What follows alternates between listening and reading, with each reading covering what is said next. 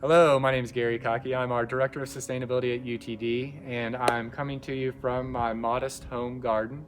And I wanted to speak to everybody a little bit about native plants and water conservation. I think that this is one of the biggest things and one of the simplest things that we can be talking about as a region. We live in an area where we have a water system that was essentially built to support a couple 100,000 people, and we now have a couple million people living in our region. And we have an increasingly unpredictable climate. So with climate change upon us, we know that we're going to probably get less rain, and it's going to be more variable in nature. So one of the things that we can be doing is using less of that water outdoors.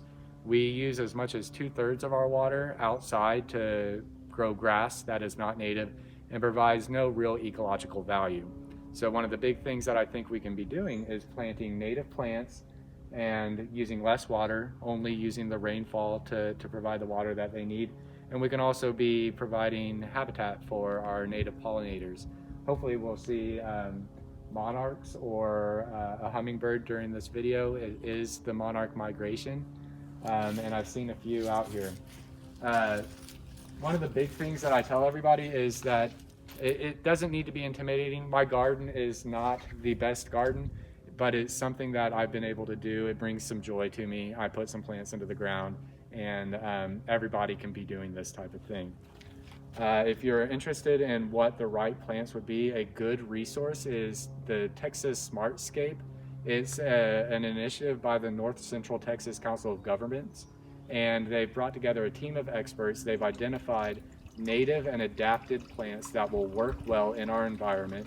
They'll support pollinators, and they'll help with water conservation. So if you go to txsmartscape.com, you can sort by, if you want a shade tolerant plant, if you're looking for a ground cover, if you're looking for a perennial shrub, if you're looking for a particular bloom color, or if you want to be attracting butterflies, you can put all of that in there, and it'll just give you the plants that will work well for your landscape. Pick some plants, go out there, do your best, and enjoy the gardening. So what I've done is I have Shasta daisy here.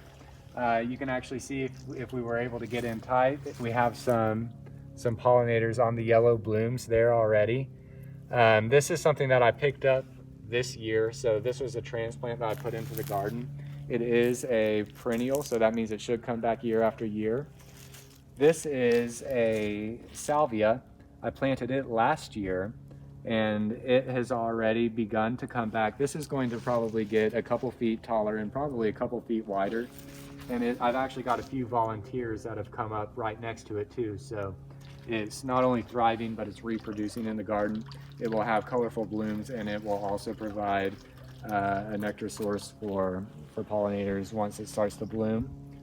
I have a coreopsis flower here. We have lyre-leaf sage. This is something we picked because I've got a huge maple tree here, and this does really well in the shade, so I've got it planted more close to the tree. We have a different variety of Shasta daisy. This one is not doing so well, so it kind of goes back to go out there, give it a try. Not everything's going to work. If it doesn't work, we'll get rid of it. We'll try something else. Got a couple other salvias, a couple other coreopsis, another lyre-leaf sage. These are actually really interesting because last year they weren't doing very well, but they've come back and they seem to be thriving this year. We have lamb's ear here. It's called lamb's ear because it's very soft, and if you close your eyes, you can almost envision that you're petting a lamb's ear there. We have honeysuckle that will be coming back. And then back here, the shade gets real dense. So I've got a couple oak leaf hydrangeas. These are going to do well in the shade. They're going to provide a pretty large backdrop. Once these are mature, they'll be probably 6 feet tall. And they have very interesting white blooms. So this will be a bloom. All of these will be blooms. So they really do a good job providing an anchor to the garden and providing an interesting bloom as well. All of these are native plants. They are all going to conserve water. They should all do well with the rainfall that we receive. They should bring in the butterflies, the hummingbirds. We've got a bee house here. and it just brings enjoyment to my life. I enjoy the gardening. I enjoy looking out the window and looking at the bees and the butterflies, and it's easy to do.